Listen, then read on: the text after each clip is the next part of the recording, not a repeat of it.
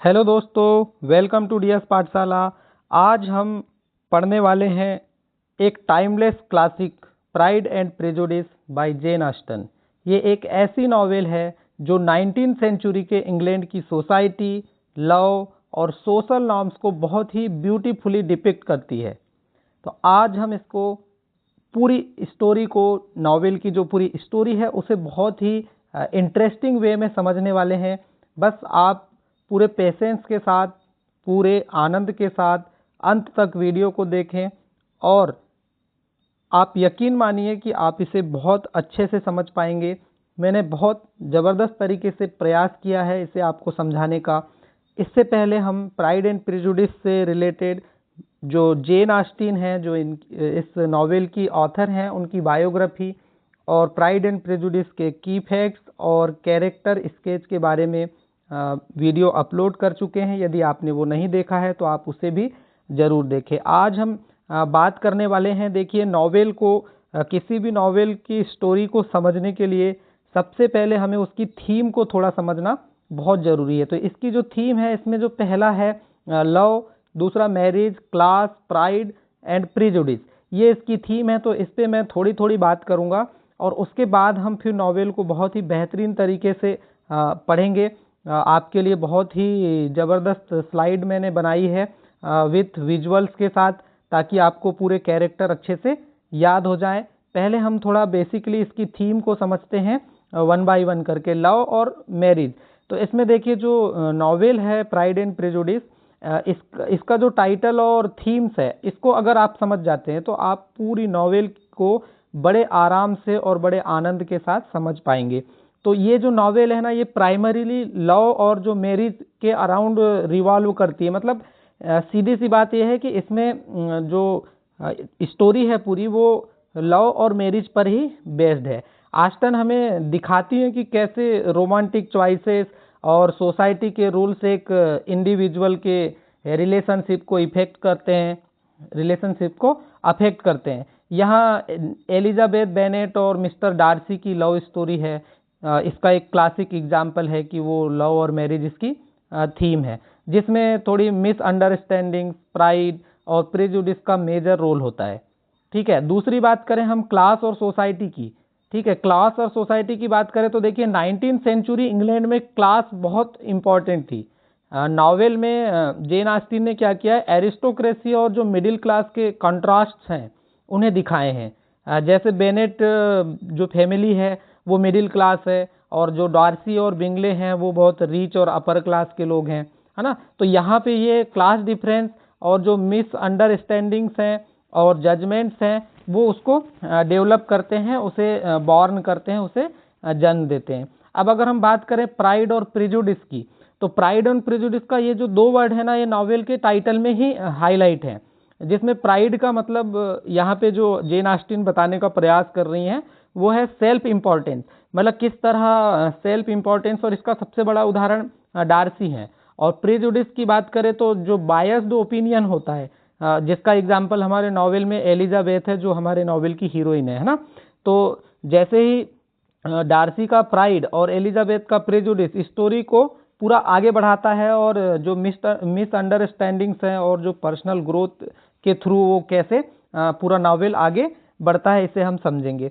अब अगर हम इसको समझें तो देखिए जो एग्ज़ाम है, स्पेशली एमपी-टेट ग्रेड 1 के रिगार्डिंग, अगर हम प्राइड एंड प्रेजुडिस को पूरा अच्छे से समझने का प्रयास करें, किस तरह की चीज़ें पूछी जाती है, तो ये इसकी जो थीम थी, इससे रिलेटेड क्वेश्चन डायरेक्टली पूछ लिए जाते हैं। देखिए मैंने इसे 10 पार्ट में डिवाइड करके आसान शब्दों में समझाने के लिए मैंने इसे, देखिए इसमें कोई 10 पार्ट नहीं है। मैं आपके इसके की फैक्ट्स में बता चुका हूँ कि pride and prejudice Jane Austen की जो नॉवेल है उसे चैप्टर्स में बांटा गया है, और वो 61 चैप्टर्स में है।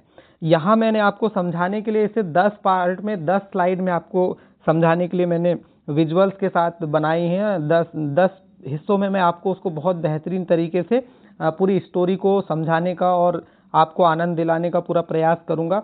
देखिए एग्ज़ाम में सिलेक्शन तो लेना ही है, सिलेक्शन के लिए तो पढ़ना ही है, लेकिन ये एक ऐसा नॉवेल है जो लिटरेचर को पसंद करते हैं या जिन्हें लिटरेचर पढ़ना पसंद है, उनके लिए भी ये बहुत इंटरेस्टिंग नॉवेल होने वाली है।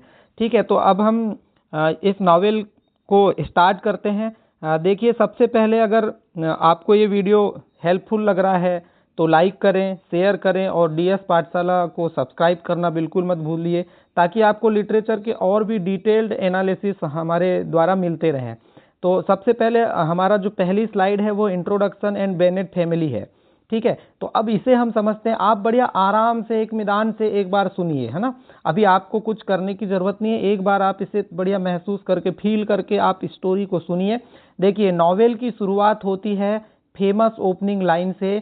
जो लाइन है, it is a truth universally acknowledged that a single man in possession of a good Fortune must be in want of a life.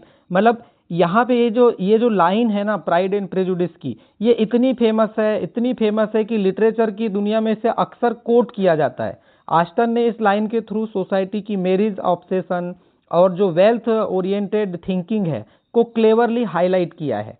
तो ये बहुत ज़्यादा इंपॉर्टेंट लाइन है और डायरेक्टली एग्जाम में पूछी जाने वाली लाइन है, तो ये आपको बिल्कुल अच्छे से याद रखना है, ठीक है। अब हम देखिए, ये जो लाइन्स हैं, इस लाइन्स में मतलब वो ये कह रही हैं कि मतलब हर आदमी जो होता है, मतलब जो ये मतलब ट्रूथ यूनिवर्सली एक्नॉलेज्ड का मतलब है कि पूरी ये सार्वभौमिक सत्य है कि that a single man in possession of a good Fortune must be in want of a life. मतलब हर आदमी अपने जीवन में वाइफ चाहता है। ये अब इतनी इंटरेस्टिंग है। देखिए, किसी भी चीज़ की अगर स्टार्टिंग अच्छी हो जाती है ना, उसकी शुरुआत अच्छी होती है, तो फिर उसका अंत तो अच्छा होना ही है। तो इतनी ज़बरदस्त लाइन है, तो यही रीडर को और जो लिटरेचर के लवर्स हैं उनको अपनी तरफ अट्रैक्ट करती है। इतनी पसंद की जाने वाली नॉवेल है और इतनी फेमस ओपनिंग लाइन है कि इसे बहुत ज़्यादा पूछा जाता है। तो अब हम शुरुआत करते हैं। देखिए, आपको पहली चीज़ तो ये याद रखनी है कि ये इसकी ओपनिंग लाइन है और ये आपको आराम से याद हो जाएगी, क्योंकि इस तरह की लाइनें आपको नॉर्मली हमारे एमपी-टेट ग्रेड 1 के सिलेबस में देखने को नहीं मिलेगी, तो आप इसे ईजिली समझ जाएंगे। तो अब हम यहाँ से बेसिकली जो नॉवेल है उसको, स्टोरी को मैंने 10 पार्ट में अपने अकॉर्डिंग बनाया है, ताकि आपको मैं बहुत अच्छे से समझा पाऊँ। ये नॉवेल 10 पार्ट में नहीं है, मैंने आपको समझाने के लिए इसे बनाया। तो जो हमारा पहला पार्ट था जिसमें हमने इंट्रोडक्शन की बात करी, और अब हम बात करने वाले हैं हमारी फर्स्ट पार्ट के बेनेट फैमिली के बारे में। तो देखिए, जो बेनेट फैमिली है, इसमें आपको याद रखना है, देखिए कोर बेनेट फैमिली है, मतलब ये जो बेनेट फैमिली है ये इस नॉवेल के मतलब एकदम आप बोले कि जान है। देखिए, सबसे पहले तो हमें ये समझना है कि ये जो बेनेट फैमिली है ना, ये लॉन्गबर्न में रहती है। ये कहाँ रहती है? लॉन्गबर्न में रहती है।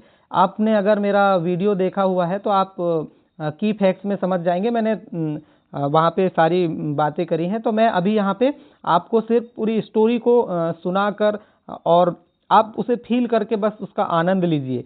तो देखिए, सबसे पहले जो बेनेट फैमिली है, इसमें मिस्टर बेनेट हैं और मिसिस बेनेट हैं, ठीक है। जो मिस्टर बेनेट है ना, ये थोड़े से सार्कास्टिक हैं और विटी हैं।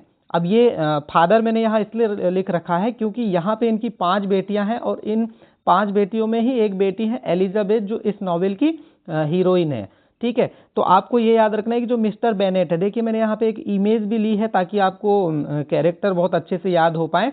कैरेक्टर स्टिक्स का जो वीडियो है हमारा, यदि आपने उसे देख लिया और अब आप दोबारा इसे फिर से मतलब एक बार कैरेक्टर्स देखने के बाद आप इसे देख रहे हैं, तो आपको ये बहुत आसानी से याद हो जाने वाला है। तो देखिए, हम बात कर रहे थे यहाँ पे मिस्टर बेनेट की। तो जो मिस्टर बेनेट हैं, ये कैरेक्टर कैसे हैं? सार्कास्टिक और विटी फादर हैं, बहुत इंटेलिजेंट और लॉजिकल हैं, लेकिन क्या होता है, फैमिली में जो रिस्पॉन्सिबिलिटीज़ है ना, में थोड़े लेजी हैं, ठीक है। आप अक्सर अपनी जो सार्कास्टिक ह्यूमर है ना, से सिचुएशन को हैंडल करते हैं, मतलब थोड़े से व्यंग्यात्मक, थोड़े से मजाकिया, है ना, इस तरह के हैं। और इनकी ये जो सार्कास्टिक नेचर है ना, ये सोसाइटी के जो सुपरफिशियल रूल्स और जो फैमिली प्रेशर्स है ना, उसको सटली क्रिटिसाइज करती है। मतलब देखिए, ये टोटल जो जेन ऑस्टिन ने प्राइड एंड प्रेजुडिस है ना, हर कैरेक्टर के थ्रू सोशली सटायर किया है, मतलब समाज में इन्होंने सटायर किया है। तो इसलिए ये चीज़ें आपको, देखिए आप इसे सुनेंगे समझेंगे तो किस कैरेक्टर से किस तरह का सटायर करना चाहती थी जेन ऑस्टिन, ये आप समझ पाएंगे।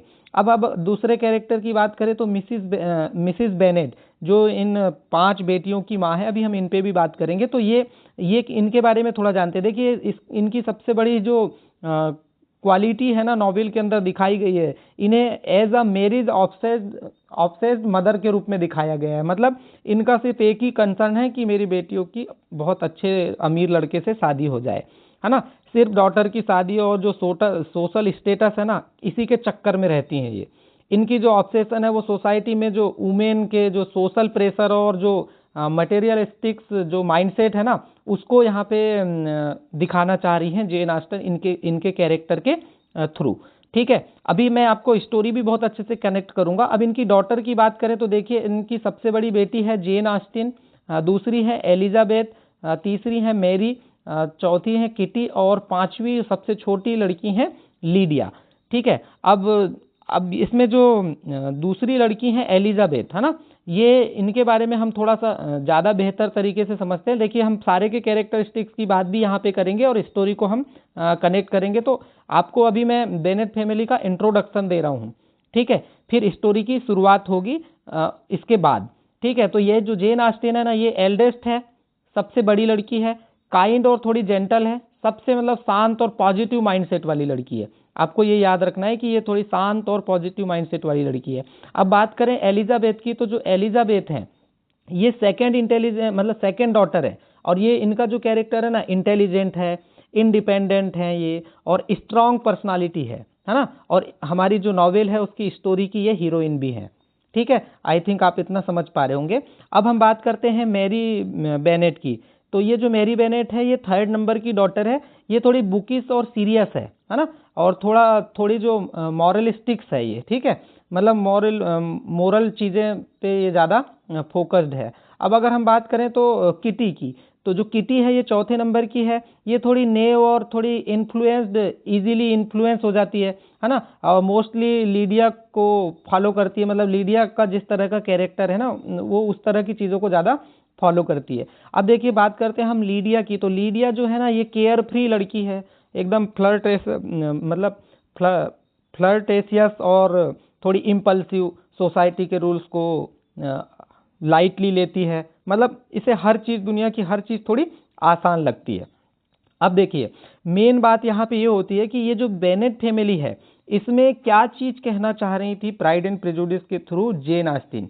तो जो मिसिस बेनेट है ना, उनका जो ऑब्सेशन और जो मिस्टर बेनेट का जो सार्काज्म है ना, वो सोशल सटायर को हाईलाइट करता है। मतलब ऑस्टिन इस कॉन्ट्रास्ट के थ्रू सोसाइटी के जो सुपरफिशियल और प्रैक्टिकल एस्पेक्ट है को सटली क्रिटिसाइज करती है। मतलब ये कि जो दिखता है और जो रियलिटी है उनमें ऑफन कॉन्ट्रास्ट होता है, मतलब कभी कभार विरोधाभास होता है। अब जैसे मतलब दिखता है का मतलब शादी और सोशल स्टेटस ऑब्सेशन जो होता है, और जो नहीं, जो रियलिटी है मतलब जो इंटेलिजेंस और जो अंडरस्टैंडिंग है, इनमें यहाँ पे कंट्रास्ट को दिखाती हैं इस बेनेट फैमिली के मिस्टर बेनेट और मिसिस बेनेट के थ्रू। आपको ये बात याद रखना है। और मैं ये चीज़ें इसलिए आपके लिए लेकर आया हूँ अलग से कि यहाँ पे क्या दिखाना चाह रही हैं, क्योंकि अभी recently MP grade 2 selection test में आउट ऑफ सिलेबस क्वेश्चन में, देखिए ग्रेड 2 में प्राइड एंड प्रेजुडिस नहीं था, लेकिन यहाँ से क्वेश्चन पूछा गया था। जब वो उन कैरेक्टर्स के बारे में आएगा तो मैं आपको उसे रिवाइज कराऊंगा। तो इसी तरह का पेयर 4 ऑप्शन में 4 मतलब 2 पेयर में कैरेक्टर्स के बारे में दिया था, और उन्होंने दिया था कि इस चीज़ को कौन से कैरेक्टर वो करते हैं, मतलब किन कैरेक्टर के थ्रू प्राइड एंड प्रेजुडिस में जेन ऑस्टिन दिखाना चाह रही थी। तो ये इसलिए बहुत इंपॉर्टेंट है। मतलब मिस्टर बेनेट और मिसिस बेनेट के कैरेक्टर के थ्रू जो जेन ऑस्टिन है, वो इनके कॉन्ट्रास्ट के थ्रू सोसाइटी के जो सुपरफिशियल और प्रैक्टिकल एस्पेक्ट है ना, को सटली क्रिटिसाइज करती है। आपको ये इतना याद रखना है। तो ये हमारा जो पहला पार्ट था बेनेट फैमिली का इंट्रोडक्शन, है ना। अब हम नेक्स्ट स्लाइड में डिस्कस करेंगे अदर की कैरेक्टर्स और उनके रिलेशनशिप, जिससे स्टोरी और थोड़ी अनफोल्ड होती है ना। अगर आपको ये वीडियो हेल्पफुल लग रहा है तो लाइक करें, कमेंट करें और डीएस पाठशाला को सब्सक्राइब करना बिल्कुल ना भूलें। ठीक है, अब हम नेक्स्ट स्लाइड की तरफ मूव करते हैं। देखिए, हमारी स्टोरी यहाँ से स्टार्ट भी है। अभी पहले पार्ट में हमने बेनेट फैमिली का इंट्रोडक्शन देखा। ठीक है, अब हम बात करने वाले हैं यहाँ पे थोड़ा सा कैरेक्टर को हम यहाँ पे समझते हैं, फिर हम वो करेंगे। स्टोरी को भी यहीं से मैं रिलेट करते हुए चलूँगा। तो देखिए, दूसरे पार्ट में क्या होता है, अब यहाँ पे जो बेनेट फैमिली थी, मदर और मतलब फादर और मदर और उनकी 5 बेटियों का जो मेन वो है, वो आपको समझ में आ गया होगा। असल में होता ये है कि यहाँ पे अराइवल होता है मिस्टर बिंगले का। ठीक है, मिस्टर बिंगले रहने आते हैं पेम्बरली में, नीदरफील्ड पार्क को ये रेंट पे लेते हैं। ठीक है, मिस्टर चार्ल्स बिंगले इनका पूरा नाम है और ये वेल्दी बैचलर हैं। देखिए थोड़ा सा हम इनके कैरेक्टर को समझते हैं। रिच हैं, फ्रेंडली हैं और थोड़े चार्मिंग बैचलर हैं, है ना। बहुत ज़्यादा सोशल और अप्रोचेबल हैं। क्विकली सारी टाउन में पॉपुलर हो जाते हैं, वहाँ रहने आते हैं तो। उनकी इजी गोइंग जो उनका जो इजी गोइंग नेचर है ना, और जो पोलाइट बिहेवियर है, वो कंट्रास्ट है डार्सी के प्राउड और रिजर्व नेचर के साथ। अभी हम डार्सी की भी बात करेंगे। तो ये मिस्टर चार्ल्स बिंगले हैं, आप इसे इमेज से थोड़ा याद रखेंगे। ठीक है, अगर आप एक बार दो बार रिपीट करके देखेंगे तो आपको और ज़्यादा चीज़ें समझ में आ जाएगी, यदि आप पहली बार कर रहे हैं। अब यहाँ पे हम बात करने वाले हैं कैरोलिन बिंगले की। तो देखिए ये जो हमारे पास कैरेक्टर है कैरोलिन, इसके बारे में हम थोड़ा समझते हैं। ये कैरोलिन जो है ये जो हमारे मतलब चार्ल्स बिंगले हैं उनकी सिस्टर है। थोड़ी स्नोबिस है ना, सोशली थोड़ी एम्बिशियस है और कॉन्स्टेंटली एलिजाबेथ और जो लोअर क्लास फैमिलीज है ना को थोड़ा जज करती है। मतलब इसका नेचर थोड़ा सा जजमेंटल है ना। अब आस्टन के थ्रू जो यहाँ पे कैरोलिन का जो कैरेक्टर है ना, वो आस्टन इसके थ्रू ये बताना चाहती है कि जो कैरेक्टर है वो सोशल प्रिटेंशंस और जो क्लासिक कॉन्शियसनेस है वो उसको हाईलाइट करता है। ठीक है, अभी आपको थोड़ा पेशेंस बनाए रखना है, आपको पूरी नॉवेल बहुत अच्छे से समझ में आएगी। मैं यहाँ पे आपको पूरा प्रयास कर रहा हूँ कि मैं एक ही वन शॉट में ही सारी नॉवेल आपके एकदम दिलो दिमाग में बस जाए और आपको फिर मज़ा आने लगे। ठीक है, अब यहाँ पे देखिए इनकी सिस्टर हैं कौन, कैरोलिन बिंगले। ठीक है, दूसरी यहाँ पे एक और इनकी सिस्टर है लाउसा हर्ट और मिस्टर हर्स्ट। लाउसा हर्स्ट और मिस्टर हर्स्ट ये इनकी दूसरी सिस्टर हैं और ये उनके पति हैं इन लाउसा हर्स्ट के। ठीक है, अब ये जो है ना ये वेल्दी कपल हैं, इनडिफरेंट और लार्जली अनइंटरेस्टेड हैं। ये मतलब मोस्टली हाई क्लास जो लाइफ स्टाइल और कंफर्ट है ना उसमें बिजी रहते हैं। ये इनका इनडिफरेंट जो एटीट्यूड है ये सोसाइटी के जो अपर क्लास और सुपरफिशियलिटी को ना रिप्रेजेंट करता है। ठीक है, अब यहाँ पे मेन कैरेक्टर है हमारे, देखिए हमारी हीरोइन के बारे में हमने बात करी थी। अब यहाँ पे हम बात कर रहे हैं मिस्टर फिट्ज विलियम डार्सी, जिसे मिस्टर डार्सी या सिर्फ डार्सी के नाम से ज़्यादा नॉवेल में आपको सुनने मिलेगा। ठीक है, तो ये एक्सट्रीमली रिच हैं, थोड़े प्राउड और इनिशियली रिजर्व्ड पर्सन है ना। अब ऐसे अपीयर्स हैं जैसे एरोगेंट, स्पेशली एलिजाबेथ के सामने एकदम थोड़े एरोगेंट रहते हैं। ठीक है, अब डार्सी का जो प्राइड है ना और जो अलूप नेचर है वो स्टोरी में जो सेंट्रल टेंशन है ना वो उसको क्रिएट करता है। ठीक है, अब हम थोड़ा यहाँ से समझते हैं। अभी तो ये मैंने आपको थोड़ा सा स्पेशली चार्ल्स बिंगले, अब ये याद रखना है आपको, ये हमारे जो पूरी नॉवेल है उसके प्रोटैगनिस्ट हैं, हीरो हैं डार्सी। ठीक है, अब यहाँ पे हम स्टोरी को थोड़ा कनेक्ट करते हैं। देखिए लॉन्ग बर्न में बेनेट फैमिली रहती है, उसमें पिता हैं, माँ हैं और उनकी 5 बेटियां हैं जो हमने बात करी। ठीक है, आप थोड़ा विजुअल से भी याद रखिएगा। जेन सबसे बड़ी बेटी, एलिजाबेथ उससे छोटी मतलब सेकंड नंबर की, मेरी 3rd नंबर की, किटी 4th नंबर की और लीडिया 5th नंबर की। अब ये लॉन्ग बर्न में रहते हैं। अब इन्हें मालूम होता है कि जो पेम्बरली है वहाँ पे नीदरफील्ड पार्क में एक बहुत ही रीच पर्सन रहने के लिए आए हैं। ठीक है, तो अब ये जो हमारी एलिजाबेथ है, इनके मम्मी पापा के बीच में आपस में बातचीत चल रही होती है। तो उनकी जो माँ है वो बोलती हैं कि वो आया है, अब पूरे इलाके में चर्चा होती है वहाँ पे। तो बोले बहुत रईस आदमी है, तो वो चाहती हैं कि मेरी एक आधा बेटी की शादी हो जाए मिस्टर चार्ल्स बिंगले के साथ। ठीक है, ये उनकी इच्छा है। अब ये आपको इतनी स्टोरी अगर आपने समझ ली है तो ये बहुत आपको याद रखना है। थोड़ा सा आपको ना एक चीज़ मैं कहूँगा कि ये जो लॉन्ग बर्न और जो पेम्बरली वाला है, आप प्रीवियस वीडियो यदि नहीं देखें तो आप उसे देखिएगा, प्लेस वाला, वो आपको समझना बहुत ज़रूरी है। अब हम यहाँ पे अराइवल ऑफ मिस्टर बिंगले हैं, मतलब मिस्टर चार्ल्स बिंगले जो पेम्बरली में नीदरफील्ड पार्क में रहने के लिए आते हैं, रेंट पर लेते हैं। तो इन इससे यहाँ पे जो ये स्लाइड है, इससे जो प्राइड एंड प्रेजुडिस में जेन ऑस्टिन क्या बताना चाहती हैं, तो देखिए बिंगले और डार्सी की जो अराइवल है ना, से थोड़ा स्मॉल टाउन है मेरिटन का, है ना, तो वहाँ पे थोड़ी एक्साइटमेंट और क्यूरियोसिटी क्रिएट होती है।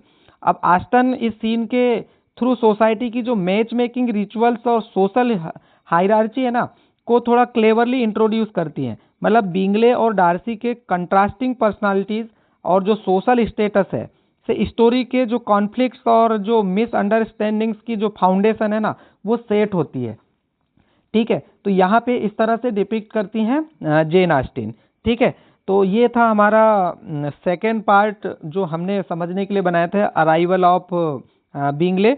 तो इसमें हमने देखिए बहुत अच्छे से समझने का प्रयास किया है। तो सिंपली बेनेट फैमिली रहती है लॉन्गबर्न में। ठीक है, चार्ल्स बिंगले रहने आते हैं पेम्बरली में, थोड़ी चर्चा होती है उनकी, बहुत रीच हैं, तो पांचों बेटी हैं, अब जो कुंवारी हैं, मिडिल क्लास फैमिली है उनकी, तो वो चाहती हैं कि मेरी एक आध बेटी की शादी इनके साथ हो जाए। ठीक है, तो ये हम अभी तक की स्टोरी देखिए। अगर आपको वीडियो हेल्पफुल लग रहा है तो लाइक करें, साथ ही कमेंट करें और डीएस पाठशाला चैनल को सब्सक्राइब करना बिल्कुल ना भूलें। अब हम नेक्स्ट स्लाइड की तरफ मूव करते हैं। ठीक है, नेक्स्ट स्लाइड में हम समझने का प्रयास करते हैं। देखिए पार्ट 3 को मैंने नाम दिया द फर्स्ट बाल। अब बाल मतलब होता है एक पार्टी, पहले पार्टी हुआ करती थी। तो देखिए इसमें क्या होता है कि जो मेन जो इवेंट है मैं आपको बता रहा हूँ यहाँ पे जो होता है, तो जो फर्स्ट बाल है ना वो कहाँ पे होता है, मेरिटन का, है ना, मेरिटन जो जगह है ना, एट द मेरिटन बॉल, मेरिटन में ये पार्टी ऑर्गेनाइज होती है। ठीक है, इसको ऑर्गेनाइज कौन करा रहा है, सिंपली अब बिंगले ही करा रहे हैं, क्योंकि बिंगले ही वहाँ आए हैं और रीच पर्सन है। तो देखिए यहाँ पे जो मेन इवेंट है ना वो क्या होता है, यहाँ पे जो बिंगले है ना वो डांस करते हैं जेन बेनेट के साथ। ठीक है, ये जेन बेनेट वही है, बेनेट फैमिली की सबसे बड़ी बेटी। इस बाल पार्टी में इन दोनों के बीच डांस होता है। मतलब सिंपली है कि बिंगले और जो जेन है ना, इनका जो डांसिंग सीन है इसमें इनका म्यूचुअल अट्रैक्शन को दिखाया गया है। मतलब सिंपली इनमें क्या होता है, धीरे धीरे जो स्लोली डेवलपिंग जो रोमांस है ना का पहला सटल हिंट है। मतलब यहाँ पे ये दोनों एक दूसरे से थोड़े अट्रैक्ट होते हैं। मतलब यहाँ पे जेन ऑस्टिन ये शो करती हैं कि love at first sight society और जो एटीट्यूड है ना के बीच भी पॉसिबल है। मतलब ये इस तरह की चीज़ें पॉसिबल है, ये वो डिपिक्ट करने का प्रयास कर रही हैं। अब दूसरा यहाँ पे क्या होता है, जो डार्सी है ना वो रिफ्यूज करते हैं टू डांस विथ एलिजाबेथ। ठीक है, डार्सी यहाँ पे रिफ्यूज कर देते हैं एलिजाबेथ के साथ डांस करने के लिए, और उसकी इंसल्ट को, मतलब सिंपली है कि डार्सी एलिजाबेथ से डांस करने से इनकार कर देते हैं और इंसल्ट करते हैं। और बहुत ही एक फेमस डायलॉग है यहाँ पे डार्सी का, वो बोलते हैं she is tolerable but not handsome enough to tempt me Darcy about Elizabeth. मतलब यहाँ पे वो ये लाइन बोलते हैं कि हाँ हाँ ठीक है, she is tolerable but not handsome, मतलब वो ठीक ठाक है लेकिन इतनी भी हैंडसम नहीं है कि वो मुझे टेम्प्ट कर पाए कि मैं उसके साथ डांस करूं। ठीक है, ये लाइन यहाँ पे बोलते हैं। अब ये लाइन को बोलने के बाद होता क्या है, ये लाइन एलिजाबेथ के लिए एकदम शॉकिंग और हार्टफुल होती है। सिंपल सी बात है। तो यहाँ से एलिजाबेथ का जो डार्सी के लिए प्रेजुडिस है ना वो स्टार्ट होता है। ठीक है, आई थिंक आप समझ पा रहे होंगे। अब यहाँ पे हम थोड़ा सा ये समझ लेते हैं कि जो थोड़े से माइनर कैरेक्टर हैं हमारे, देखिए बहुत माइनर कैरेक्टर से चीज़ें नहीं पूछी जाती, लेकिन मैं सारे माइनर कैरेक्टर्स को कवर करते हुए भी चलूँगा। तो यहाँ पे जो माइनर कैरेक्टर्स हैं उसमें mister Long and missus Phillips. अब इनका सिंपली थोड़ा सा रोल मैं आपको बता देता हूँ। जो मिसिस लॉन्ग है ना वो गॉसिप स्प्रीडर है, सोसाइटी की जो स्मॉल टाउन न्यूज़ को ना थोड़ा स्प्रीड करती है, मतलब वो न्यूज़ को स्प्रीड करने का काम करती है। मिसिस फिलिप्स जो है वो बेनेट फैमिली की गॉसिपी रिलेटिव है और कॉन्स्टेंटली र्यूमर्स फैलाते रहती हैं। ठीक है, ये जो मिसिस फिलिप्स है ना ये बेनेट फैमिली से बिलोंग करती हैं। ठीक है, ये इनकी रिलेटिव्स है किनकी, बेनेट फैमिली की। और जो मिसिस लॉन्ग है इनका इनका मेन काम क्या है, ये गॉसिप स्प्रीडर है, सोसाइटी की जो छोटे छोटे टाउन्स हैं उनकी न्यूज़ को स्प्रीड करने का काम करती है। तो देखिए जो बेसिकली जो फर्स्ट बाल होता है मेरिटन में, इसके थ्रू जो जेन ऑस्टिन है प्राइड एंड प्रेजुडिस में वो ये बताना चाहती हैं कि इस जो बाल से जो स्टोरी का रिकरिंग जो मोटिव स्टार्ट होता है ना वो फर्स्ट इम्प्रेशंस और सोशल प्राइड को दिखाती हैं। मतलब सिंपली अगर मैं बोलूँ तो ऑस्टिन दिखाती हैं कि कैसे प्राइड और जो प्रेजुडिस है और मिसअंडरस्टैंडिंग्स और जो जजमेंट को जन्म देते हैं। मतलब सिंपल सी बात कि देखिए ये थोड़ा सा जो हमारा हीरो है ये क्या बोलता है कि थोड़ा सा घमंड में रहता है, मतलब इसको थोड़ा सा प्राइड रहता है, और इसको जब ये प्राइड दिखाता है तो इसको थोड़ा सा क्या हो जाता है, प्रेजुडिस हो जाता है। ठीक है, तो यहाँ पे एलिजाबेथ का जो डार्सी के जो फर्स्ट इंप्रेशन से हर्ट होना और डार्सी का प्राइड को रिफ्लेक्ट करना नॉवेल के मेन जो कॉन्फ्लिक्ट का जो बेस है ना उसको सेट करता है। मतलब यहाँ पे इनका थोड़ा प्राइड एंड प्रेजुडिस का मामला सेट होता है। तो मेरिटन बॉल में सिंपली होता क्या है, बिंगले डांस करते हैं जेन के साथ, मतलब इनके बीच में थोड़ा सा अट्रैक्शन होता है। ठीक है, अब ये आपको याद रखना है, ये हमारे नॉवेल की हीरोइन है और ये हमारे हीरो हैं, ये भी बहुत इंपॉर्टेंट कैरेक्टर है। अब हम आगे स्टोरी को हम नेक्स्ट पार्ट जो हम समझने वाले हैं, इसमें हमारा जो मेन हेडिंग है इसको इससे आप बहुत इजीली कनेक्ट कर पाएंगे, mister Collins and Lucas family. यहाँ पे हम देखते हैं इनका क्या रोल है। तो जो मिस्टर कॉलिंस है ना, ठीक है, ये मैंने आप उनका इमेज दे रखा है। एक देखिए थोड़ा सा अलग से इमेज मैंने लिया है ताकि आप कैरेक्टर को बहुत अच्छे से समझ पाएँ। तो जो मिस्टर कॉलिंस है ना, ये थोड़े पॉम्पस क्लर्जी मैन है ना, और बेनेट स्टेट का लीगल एयर है ये। मतलब असल में क्या है, ये बेनेट फैमिली के, मतलब जो बेनेट फैमिली के मदर फादर है ना, जो मिस्टर और मिसिस बेनेट, उनके ये कजिन हैं, क्लर्जी मैन और एयर ऑफ स्टेट्स। मतलब सिंपली मैं आपको बताता हूँ कि उस समय क्या होता था कि ये जो बेनेट फैमिली है ना, एक तो इनकी 5 लड़कियां थी, इनके कोई लड़के नहीं थे। तो उस समय इंग्लैंड में ये कल्चर होता था कि जो उत्तराधिकारी होता है, मतलब जिसको प्रॉपर्टी जाती है, वो मेल होना चाहिए, मतलब बेटा होना चाहिए, और इनके बेटे थे नहीं, तो ये उनकी पूरी संपत्ति के उत्तराधिकारी थे। ठीक है, आई थिंक आप इतना समझ पाए होंगे।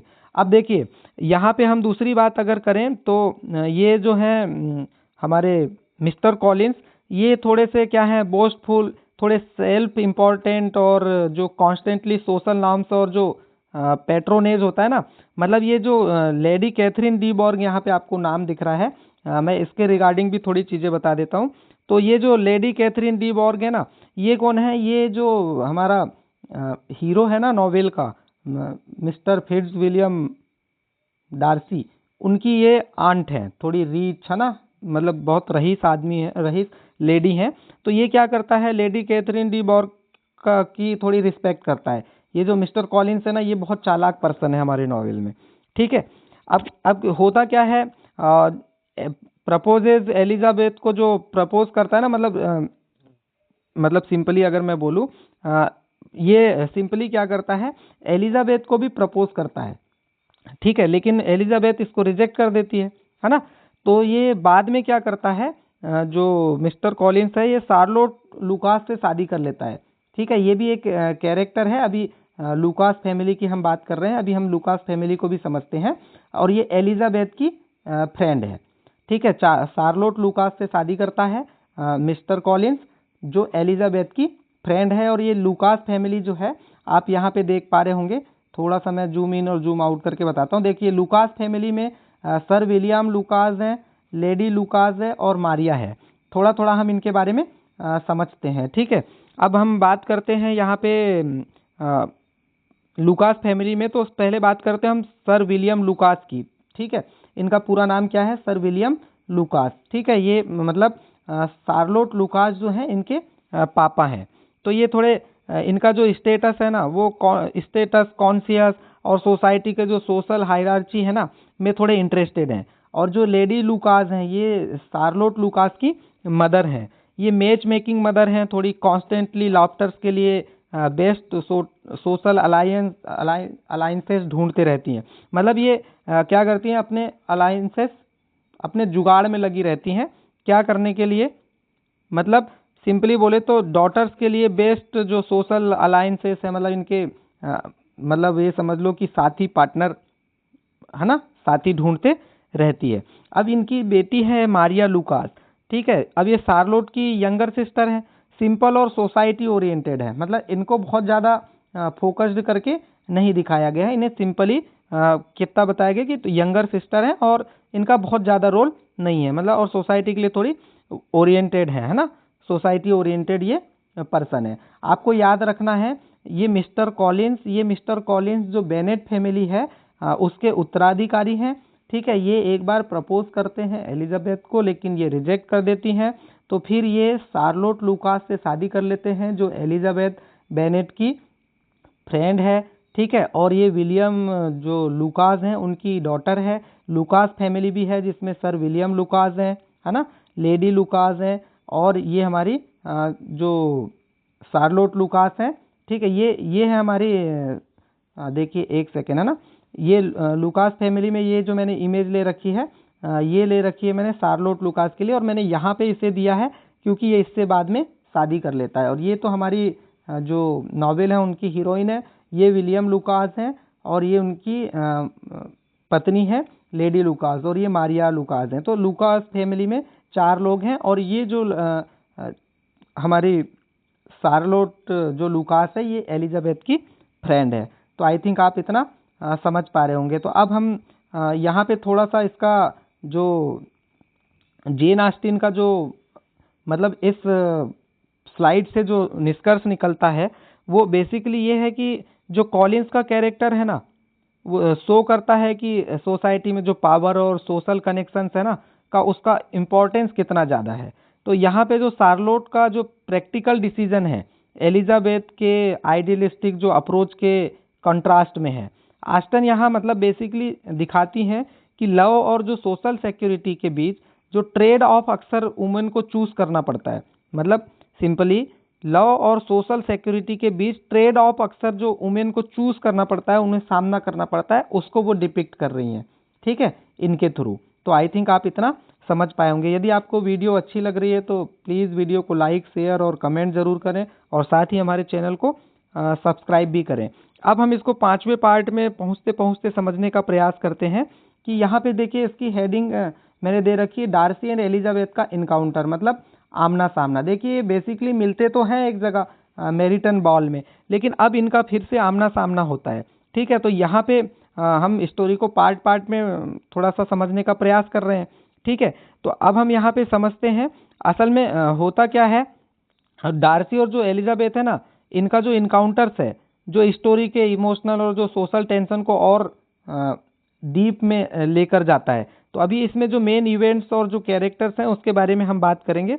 तो देखिए यहाँ पे होता क्या है, डार्सी ना जब इनकी दोबारा मुलाकात होती है तो डार्सी थोड़ी तारीफ करना चालू कर देता है। डार्सी एडमायर्स एलिजाबेथ, है ना, एलिजाबेथ विट एंड इंटेलिजेंट। मतलब वो डार्सी क्या करता है ग्रेजुअली मतलब धीरे धीरे एलिजाबेथ की जो इंटेलिजेंस और विट है को एडमायर करने लगता है ना। इनिशियली तो अलूफ और थोड़ा प्राउड नेचर का था, लेकिन बावजूद उसके एलिजाबेथ की जो चार्म और स्ट्रांग पर्सनालिटी है उससे वो अट्रैक्ट हो जाता है। ये जो हमारी हीरोइन है एलिजाबेथ, इसकी जो पर्सनालिटी है वो कैसी है, चार्म और थोड़ी स्ट्रांग है, तो वो उससे थोड़ा अट्रैक्ट हो जाता है ना। और जो ये जो एडमिरेशन है ना ये स्टोरी में डार्सी की जो पर्सनल ग्रोथ है और जो एलिजाबेथ के प्रेजुडिस को डेवलप करता है। अब देखिए सिंपली हम इसे बहुत अच्छे से अभी एनालिटिकल भी पढ़ेंगे। अब हम यहाँ पे दूसरे भी मैंने यहाँ पे कैरेक्टर ले लिए हैं, इनको हम समझते हैं। देखिए कैरोलिन बिंगले हैं, अटेम्प्ट टू इंसल्ट एलिजाबेथ। अब सिंपली यहाँ पे होता क्या है, आपको थोड़ा सा कैरोलिन को मैं थोड़ा सा समझा देता हूँ कि ये कौन है। तो जो कैरोलिन बिंगले है ना वो क्या करती है, मॉक्स करती है एलिजाबेथ को। अब ये जो कैरोलिन बिंगले है ना, ये एलिजाबेथ को मॉक करती है और जो सोशल इन्फीरियर है ना वो साबित करने की कोशिश करती है। अब ये बिंगले है तो देखिए ये कैरोलिन बिंगले का इंट्रोडक्शन तो हम देख चुके हैं, ये चार्ल्स बिंगले की बहन है। ठीक है, अब ये असल में देखो अगर सीधा बोलें तो थोड़ी इसके साथ इसकी जमती नहीं है। ठीक है, अब आगे हम समझने का प्रयास करते हैं।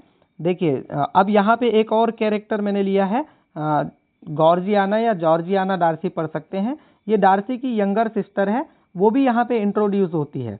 ठीक है, अब यहाँ पे कैरोलिन थोड़ा इससे अब ईर्ष्या तो होती है ना, एक दूसरे की बातों को देखकर जानकर समझकर थोड़ी सी होती है, तो ये थोड़ी सी इसको वो करने का प्रयास करती है। अब ये जो हैं ये कैरेक्टर हैं ये जॉर्जियाना डार्सी, जो ये हमारे विलियम मतलब फिट्ज विलियम डार्सी जो है हमारे नॉवेल के हीरो, ये इनकी यंगर सिस्टर हैं। ठीक है, और ये हमारी एलिजाबेथ बेनेट है और ये डार्सी हैं। ठीक है, तो अब यहाँ पे सिंपली क्या होता है, मतलब अगर मैं सिंपली बोलूँ तो यहाँ पे जो डीप इनसाइट पे हम जाएंगे। देखिए इसमें और मैं छोटे से एक दो कैरेक्टर्स के बारे में यहाँ पे बता देता हूँ, जैसे मैंने स्लाइड में यहाँ पे ले रखा है मिसिस एंसले को। तो देखिए मिसिस एंसले का जो रोल है ना, ये जो जॉर्जियाना है ना, जॉर्जियाना है जो हमारे डार्सी की जो सिस्टर है, ठीक है, डार्सी के सिस्टर की कंपेनियन और जो केयर टेकर है वो है ना। और सोसाइटी में जो जॉर्जियाना को प्रोटेक्ट और थोड़ा गाइड करते रहती है। मतलब यूं कहें कि जो मिसिस एंसले है वो इनकी देख केयर टेकर है, मतलब इनका ध्यान रखती हैं, ठीक है। मतलब हमारे हीरो की बहन का ध्यान रखती हैं मिसिस एंसले, ठीक है।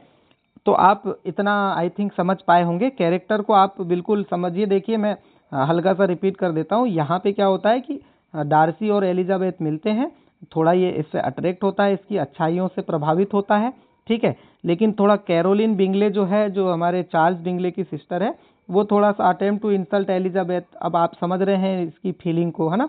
जॉर्जियाना डार्सी भी यहाँ इंट्रोड्यूस होती हैं, जो डार्सी की बहन है, और इनकी एक केयर टेकर भी है, मतलब ये समझ लो कि इनकी देखभाल करती हैं मिसिस एंसले, ठीक है। तो आई थिंक आप इतना समझ पाए होंगे। अब हम आगे छठवें पार्ट में वो करते हैं, पहुंचते हैं। उससे पहले हम थोड़ा सा इसका देख लेते हैं किस तरह से जो डीप इसका जो वो निकलता है। सिंपली अगर हम बोलें तो एग्ज़ाम में इस तरह की चीज़ें पूछ ली जाती हैं, तो हम थोड़ा सा देखते हैं इसमें होता क्या है। डार्सी और एलिजाबेथ का जो इंटरेक्शंस है ना, वो धीरे धीरे ट्रांसफॉर्म होते हैं, मतलब इनके जो कैरेक्टर्स हैं इनमें बदलाव आता है, ठीक है। सिंपली अगर मैं उसको सरल शब्दों में बोलूँ तो जो इनके बीच में मिसअंडरस्टैंडिंग्स है ना, वो धीरे धीरे क्लेरिफाई होते चलती है।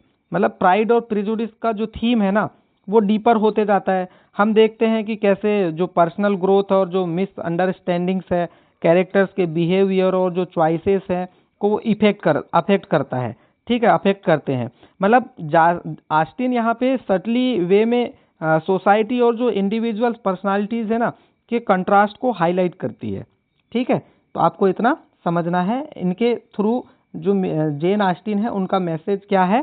सिंपली ये सटली वे में क्या करती है, सटल वे में सोसाइटी और इंडिविजुअल्स की जो पर्सनालिटीज़ है ना उनके जो कंट्रास्ट हैं को उनको हाईलाइट करती है। तो ये था हमारा जो पांचवा पार्ट है इसके बारे में। अब हम नेक्स्ट पार्ट में चीज़ों को समझने का और प्रयास करते हैं। अंत के पार्ट तक आप पूरी नॉवेल को समझ चुके होंगे, आप बस पेशेंस के साथ मेरे साथ अंत तक बने रहें, ठीक है। अगर आपको वीडियो हेल्पफुल लग रहा है तो लाइक ज़रूर करें, कमेंट करें, और डीएस पाठशाला चैनल को सब्सक्राइब करना बिल्कुल ना भूलें, ठीक है। अब देखिए यहाँ पे एक बहुत ही इंटरेस्टिंग जो है टर्निंग पॉइंट आने वाला है हमारी नॉवेल में। जॉर्ज विक्रम का यहाँ पे मैंने पार्ट 6 में हेडिंग दे रखी है, जॉर्ज विक्रम, ठीक है। अब आपको ये याद रखना है ये जॉर्ज विक्रम है, ठीक है। अब ये जो जॉर्ज विक्रम है ना, देखिए ये इमेजेस मैंने ना अलग से ली है आप लोगों को समझाने के लिए। तो जो जॉर्ज विक्रम है ना, ये थोड़े हैंडसम ऑफिसर हैं, एलिजाबेथ से इनिशियली बहुत फ्रेंडली थे ये। मतलब शुरुआत में एलिजाबेथ से बहुत कैसे रहते हैं, थोड़े फ्रेंडली रहते हैं, है ना।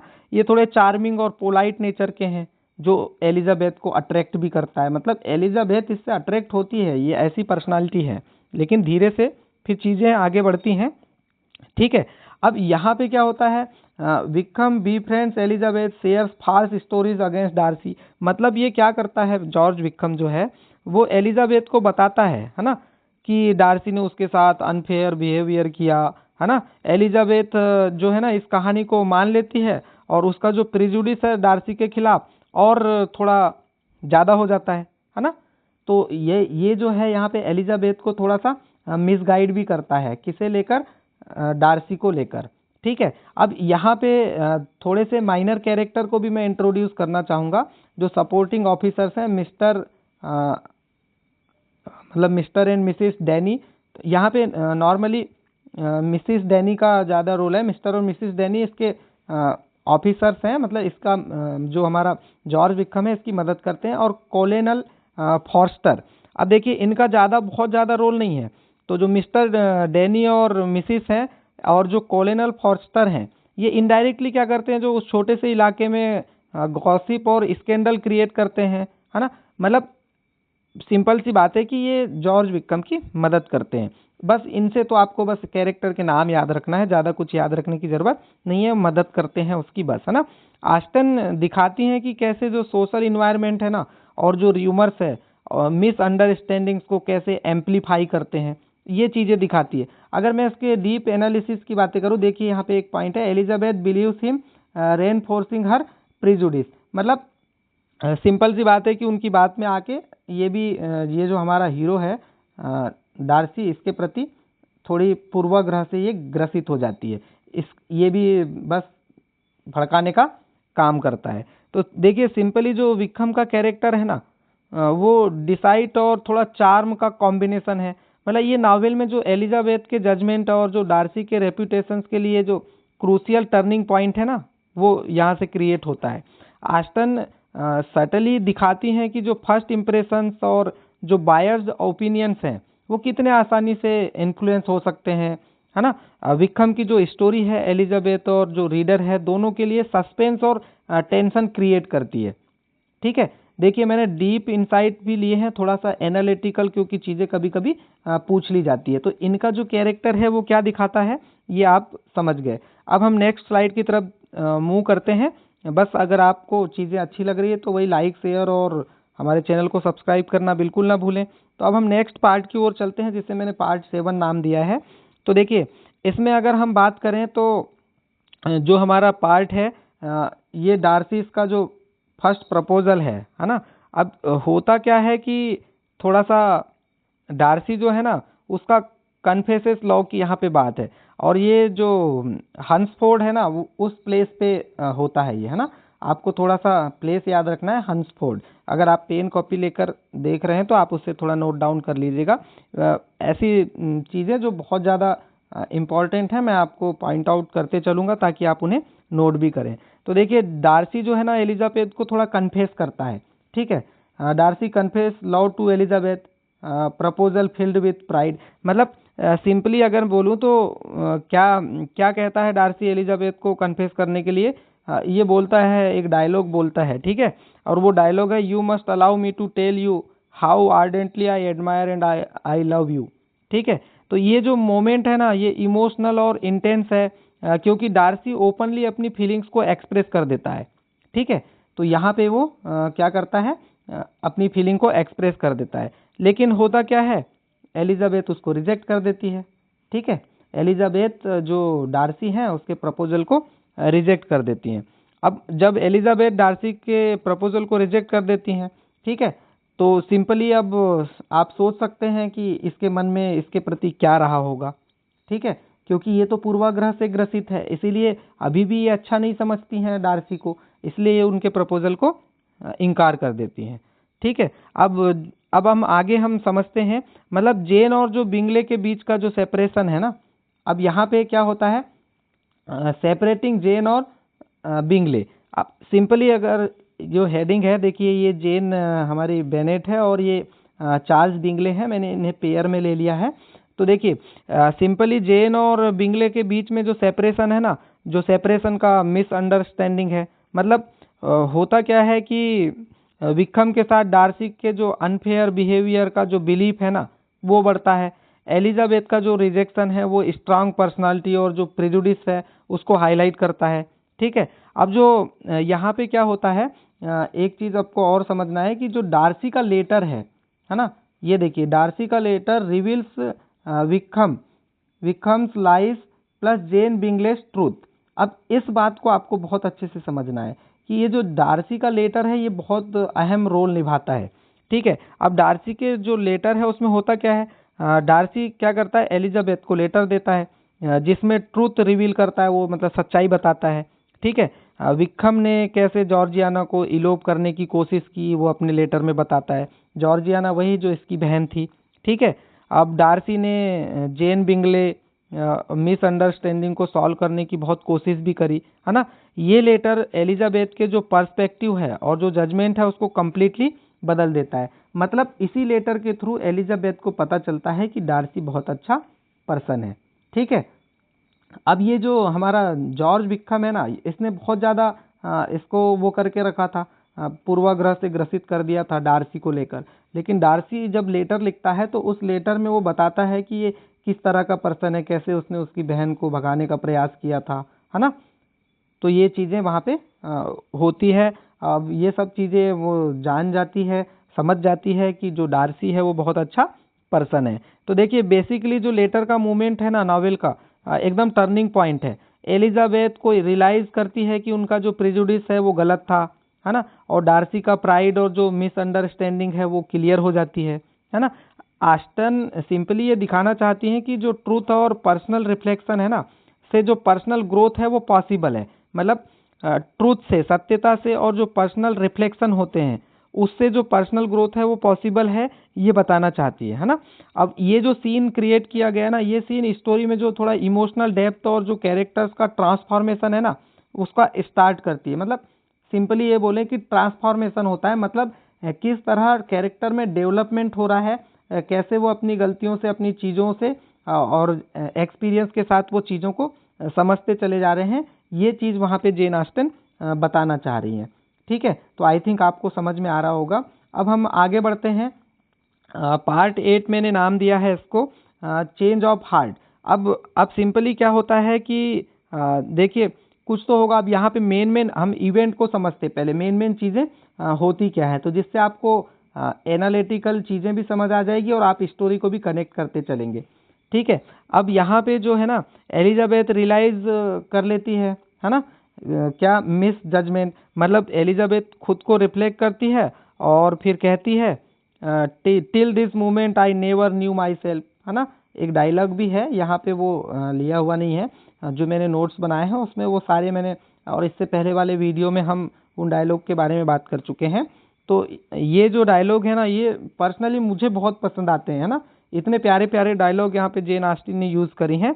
मतलब ये लाइन से जो एलिजाबेथ है ना, वो दर्शाती है कि एलिजाबेथ अब समझती है कि उसका डार्सी के बारे में प्रेजुडिस गलत था। मतलब वो कन्फेस कर लेती है कि उसका जो प्रेजुडिस है डार्सी के प्रति वो रॉन्ग था।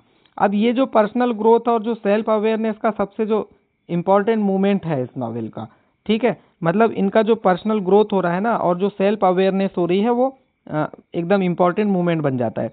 अब देखिए होता क्या है इसके बाद, पेम्बरली स्टेट को विजिट करते, देखिए एलिजाबेथ और जो गार्डिनर्स है ना, गार्डिनर वो पेम्बरली विजिट करते हैं।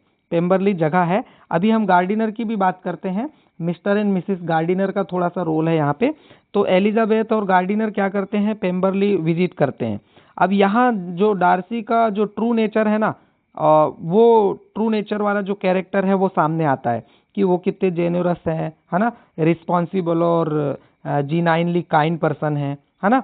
सर्वेंट और जो मतलब डार्सी के जो नौकर हैं और स्टाफ है वो डार्सी की बहुत तारीफ करते हैं, जो उसकी रियल उसका जो व्यक्तित्व है ना उसको हाईलाइट करता है। मतलब फिर यहाँ पे क्या होता है, जब वो विजिट करती है तो एलिजाबेथ रुकती है मिस्टर और मिसिस गार्डिनर के साथ, है ना।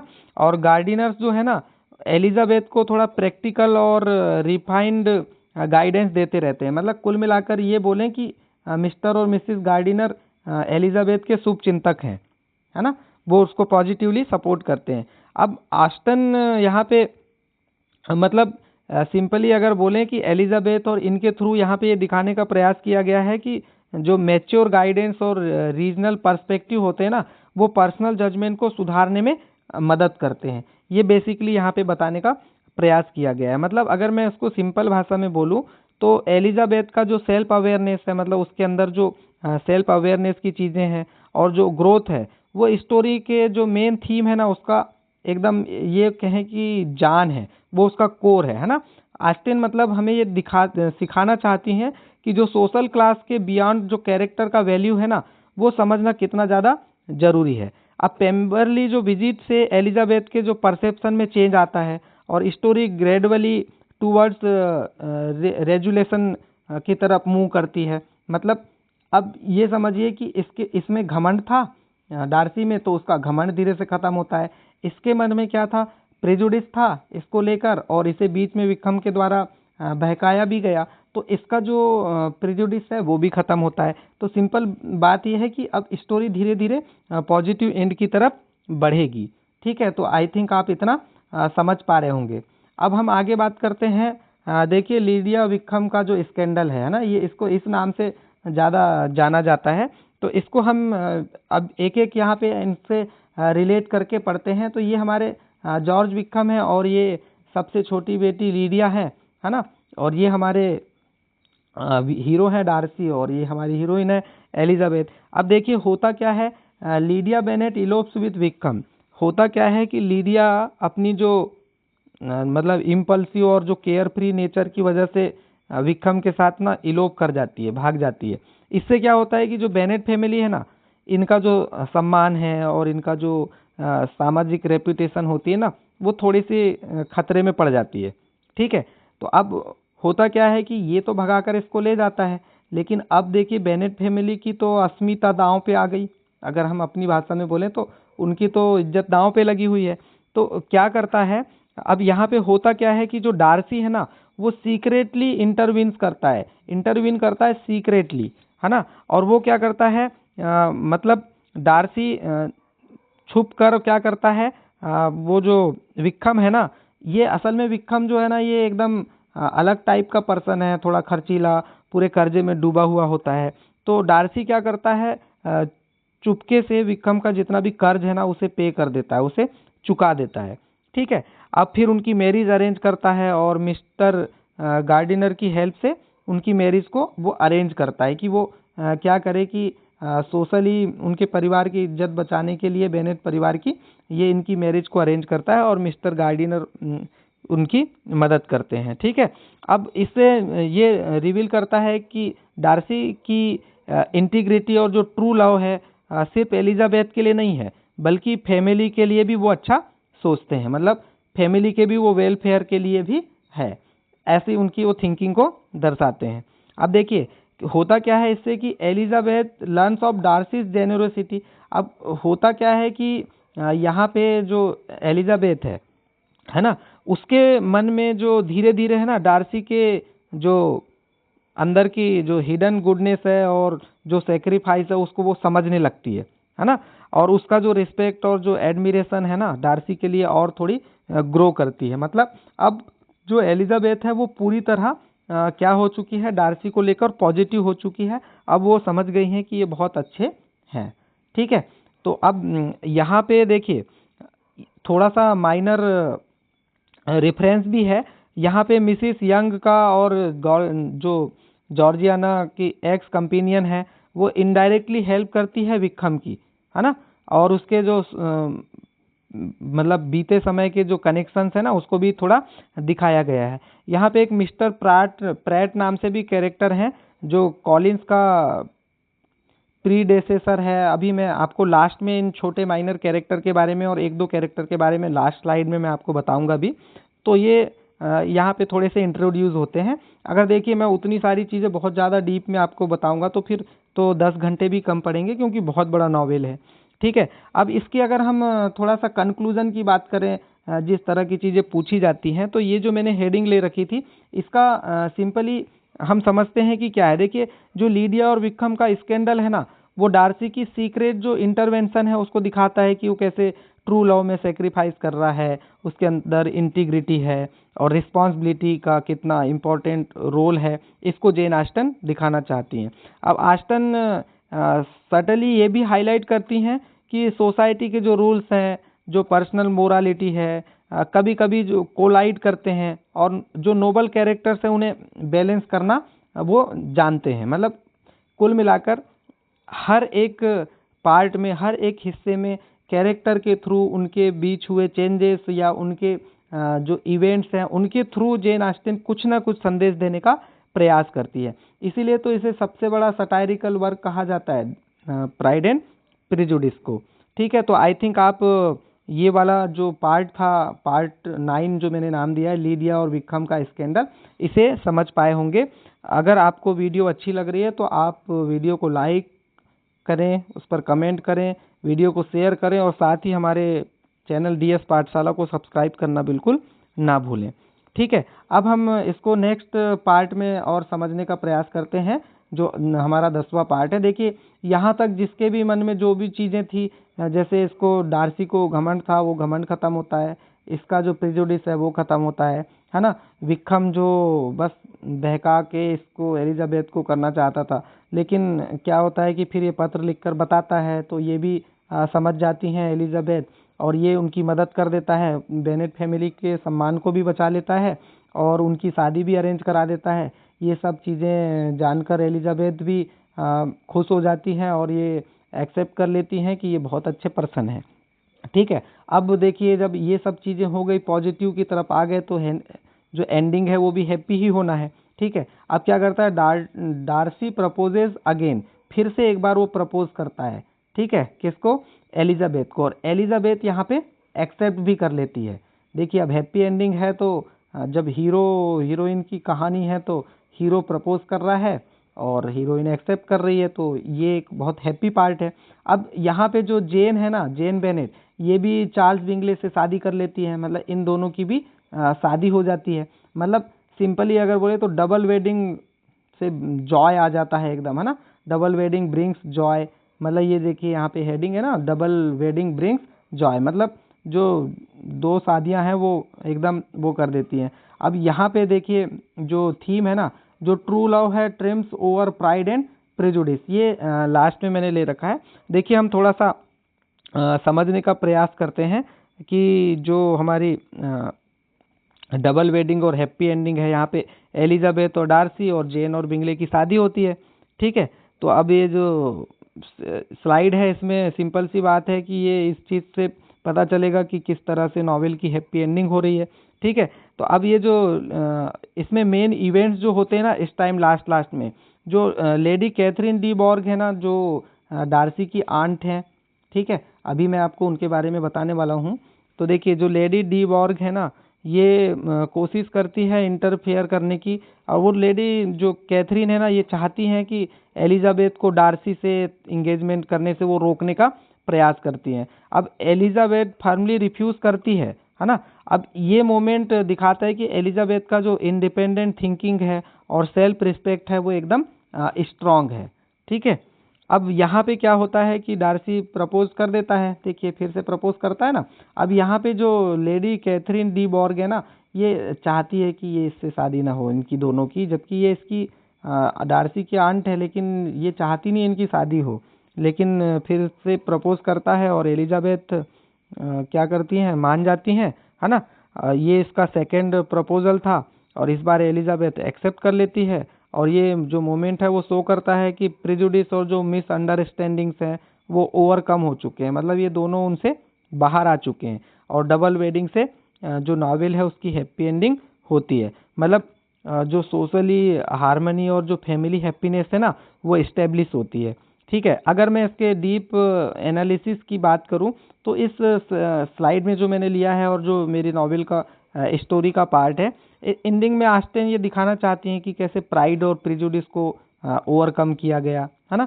मतलब ओवरकम करना पॉसिबल होता है। तो जो ट्रू लव है, सेल्फ अवेयरनेस है, और जो सोसाइटियल एक्सपेक्टेशंस है ना का किस तरह से बैलेंस है उसको हाईलाइट करती है, मतलब किस तरह से वो चीज़ें बैलेंस होती है। मतलब एलिजाबेथ और डार्सी की जो जर्नी है ना पर्सनल ग्रोथ की, देखिए इनमें पर्सनल ग्रोथ ही दिखाया गया है इस पूरी नॉवेल में। तो और म्यूचुअल रिस्पेक्ट है और जो अंडरस्टैंडिंग है वो एकदम उसका एकदम परफेक्ट एग्जाम्पल है ये। तो ये दिखाना चाहती थी। ठीक है, तो देखिए सिंपली आपको स्टोरी भी समझ आई होगी, कैरेक्टर्स भी समझ आए होंगे। अगर आपने इस वीडियो को बहुत अच्छे से कवर कर लिया, एक दो बार अगर आपने देख लिया, तो मैं आपको यकीन दिलाता हूँ कि एक भी क्वेश्चन इससे बाहर नहीं जाएगा। देखिए पढ़ने के लिए आप स्टोरी को पूरी नॉवेल पढ़ सकते हैं, उसको हिंदी में ट्रांसलेट करके पढ़ सकते हैं, उसकी समरी पढ़ सकते हैं, लेकिन मैंने एकदम अलग अंदाज में अलग तरीके से इसे समझाने का प्रयास किया। मैं उम्मीद करता हूँ कि आपको ये चीज़ें समझ आई होंगी। अगर आपको वीडियो अच्छा लग रहा है तो आप वीडियो को लाइक, शेयर और कमेंट ज़रूर करें और हमारे चैनल को सब्सक्राइब करें। देखिए मेरा ऐसा कंसर्न रहता है हमेशा से ही कि कोई चीज़ छूट ना जाए।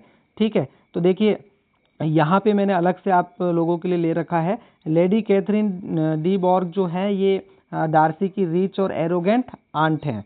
ठीक है, जो मैं आपको बता चुका हूँ। मैं यहाँ पे ले रहा हूँ कोलोनेल फिट्ज विलियम भी एक इसमें छोटे से कैरेक्टर हैं।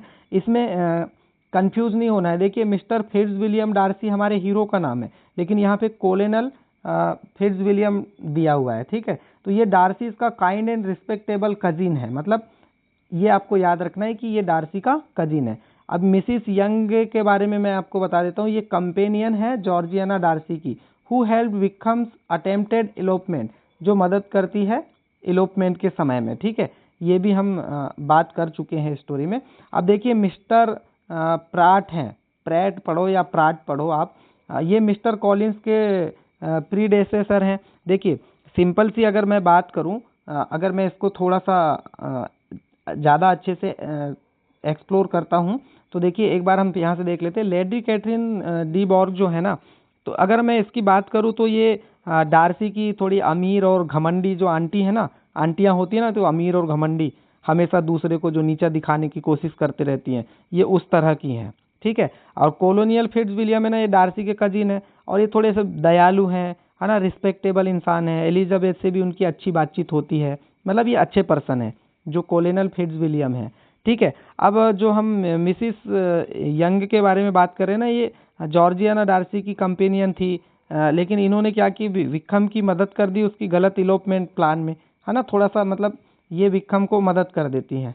ठीक है, अब बात करते हैं हम थोड़े से कुछ और जो कैरेक्टर जिनके बारे में हमें समझना चाहिए इस नॉवेल से, जो इम्पोर्टेंट है। मिस्टर प्राट ये क्या है, मिस्टर कॉलिंस से पहले क्लर्जी मैन थे हंसफोर्ड में। अभी हमारी स्टोरी में आपने हंसफोर्ड देखा था, तो ये क्लर्जी मैन थे हंसफोर्ड में, किससे पहले, मिस्टर कॉलिंस से पहले।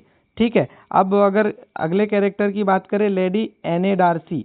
देखिए जो एने डार्सी है ना, डार्सी की मदर थी, लेकिन इनका निधन हो चुका है ना, मतलब बहुत ज़्यादा नहीं दिखाया गया है। डार्सी की माँ है ये लेडी एने डार्सी, आपको ये याद रखना है। देखिए इसके अलावा तो जॉर्जियाना डार्सी हैं जो उनकी सिस्टर हैं, और लेडी डार्सी लिखा आ जाए या एने डार्सी लिखा आ जाए तो आपको समझ जाना है कि वो उनकी मदर थी। ठीक है, मिस्टर डार्सी हैं सीनियर, है ना, तो ये इनके पिता हैं, है ना।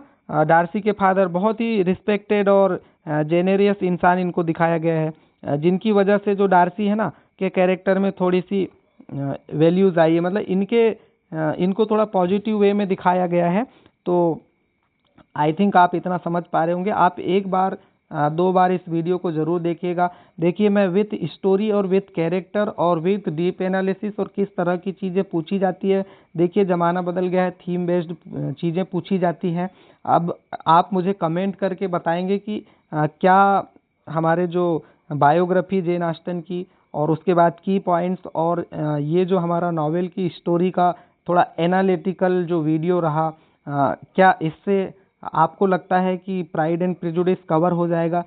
मुझे तो लगता है कि 100% हो जाएगा, लेकिन फिर भी यदि आप लोगों को ऐसा लगे कि सर इसे और कवर करना चाहिए तो आप मुझे ज़रूर कमेंट बॉक्स में बताइएगा।